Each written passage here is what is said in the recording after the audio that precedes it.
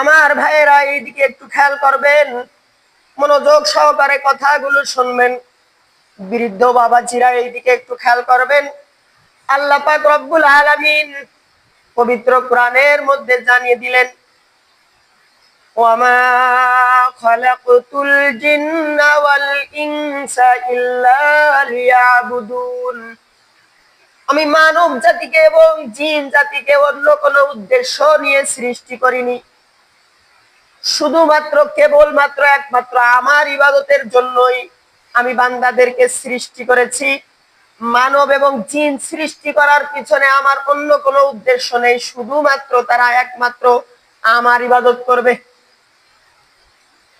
তাফসিরে জালালাইন শরীফের ভিতরে আল্লামা জালালউদ্দিন সুয়ুতী রাহমাতুল্লাহি আলাইহি বলেন, ইয়াবুদুন আইলি আরিফুন, আল মারিফাতু পেহচাননা, চিনা জানা। আল্লাহ পাক রব্বুল আলামিনকে আগে চিনতে হবে। আল্লাহ পাক রব্বুল আলামিন কত বড়, কত মহান সত্তা আগে জানতে হবে।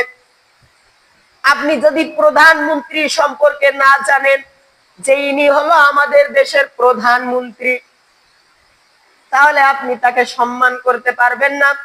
আপনার মহেশপুরে যদি প্রধানমন্ত্রী আসে, একজন ব্যক্তি মহেশপুরে গিয়েছে কিন্তু প্রধানমন্ত্রীকে সে চেনে না, সে তাকে ধাক্কা মেরে ফেলিয়ে দিয়ে চলে যাবে। না চিনার কারণে সে তাকে অসম্মান করলো। এই জন্য আর সে যদি প্রধানমন্ত্রীকে চিনত, তাহলে অবশ্যই তাকে দেখলে সালাম করতো, তাকে দেখে সে ভয় পেত, জায়গা করে দিত, সরে যাইতো সামনে থেকে। এই জন্য আল্লাহ পাক রব্বুল আলামিনের ভয় আমাদের অন্তরের মধ্যে ফিট করতে হবে এবং আল্লাহ পাক রব্বুল আলামিনকে চিনতে হবে।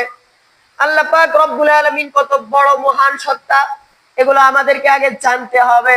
আমরা দু চোখে যা কিছু দেখছি, আমাদের পিতা মাতা, আত্মীয় স্বজন, আমাদের দু চোখের সামনে যত গাছপালা, তরুলতা যা কিছু দেখি, যত পশু পাখি দেখি, সব কিছু আল্লাহ পাক রব্বুল আলামিন সৃষ্টি করেছেন। এমনি এমনি এগুলো হয় নাই। আপনার অন্তরের ভিতরে এগুলো ফিট করতে হবে। এইগুলো নিয়ে আপনি যখন চিন্তা ভাবনা করবেন, যখন এইগুলো নিয়ে আপনি ভাববেন, তখন আপনার ভিতরে ঈমান পয়দা হবে। আল্লাহ পাক রব্বুল আলামিনকে আপনি যখন চিনা শিখবেন, এই ঈমানের বদৌলতে আপনার আমল থেকে আর দূরে সরিয়ে রাখবে না কোনো জিনিসে।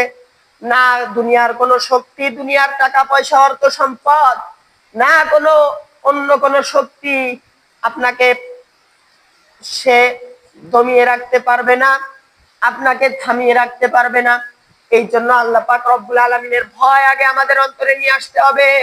আল্লাহ পাক রব্বুল আলামিনকে আগে চিনতে হবে, তাহলেই আল্লাহ পাক রব্বুল আলামিনের ইবাদত করা আমাদের জন্য সহজ হয়ে যাবে।